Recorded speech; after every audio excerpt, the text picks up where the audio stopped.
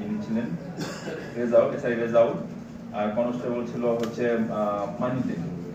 এই দুজন মারা যায়। আহত আমাদের খুব বেশি নাই, আহত বিষয়টা 83 কয়েকজন ছিল। আর দাউদকান্দি দৌলভাবিনে আমাদের সর্বসকলে আহত পুলিশ সদস্য সংখ্যা 7 থেকে 8 জন, এর বেশি ছিল না। আর থানাতে যে আক্রমণগুলো হয়েছে এটা আসলে উত্তরের ঘুষখুতিরে দাউদকান্দি, গরিপুর, তিতাস, এই তিনটা, আর এদিকে 14 গ্রাম নাঙ্গলকোট, এই কটা থানায় বেশি মানে আক্রমণের এটা ছিল। ক্ষতিগ্রস্ত হয়েছে বেশি করে দাউদকান্দি, তিতাস, আর এদিকে নাঙ্গলকোটে কিন্তু আর পুলিশ লাইন, সদরের পুলিশ লাইন। চট্টগ্রামে ক্ষতিগ্রস্ত হয়েছে কিন্তু তাদের অস্ত্রগুলি হারানোর সংখ্যাটা কম, নাঙ্গলকোট থেকে অস্ত্রগুলি বেশি গিয়েছে। এবং আপনাদের জ্ঞাতার্থে জানাই আমাদের কিন্তু অস্ত্রগুলি প্রায় 66টা অস্ত্র মিসিং ছিল, 66টা, 66।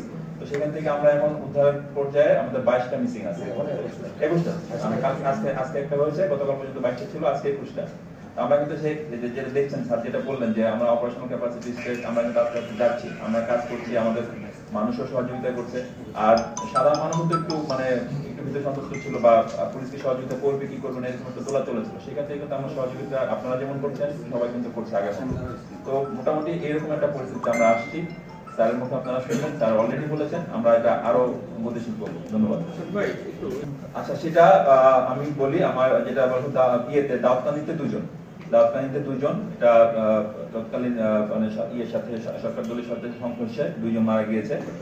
আর সদর দক্ষিণে একজন একটা মামলা হয়েছে, অলরেডি প্রতিটা ঘটনায় কিন্তু মামলা হয়েছে, এটা আপনার পাশাপাশি এটা মনে রাখবেন। সদর দক্ষিণে একজন মারা গিয়েছে, স্যার আসার পর স্যার ওই শহীদের বাড়িতে, মরহুমের বাড়িতে স্যার ভিজিটও করেছেন।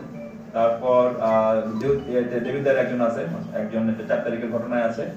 আর হচ্ছে এই কজন আমাদের কাছে আছে, 3 জন পুলিশ সহ 5 জন, টোটাল 8 জন। অস্ত্র 66টার মধ্যে কয়টা উত্তর হলো? 66টার মধ্যে যদি 21টা বাকি আছে তাহলে আপনি হিসাব করেন। জি, 21টা বাকি আছে, আপনি ক্যালকুলেট করে নিয়ে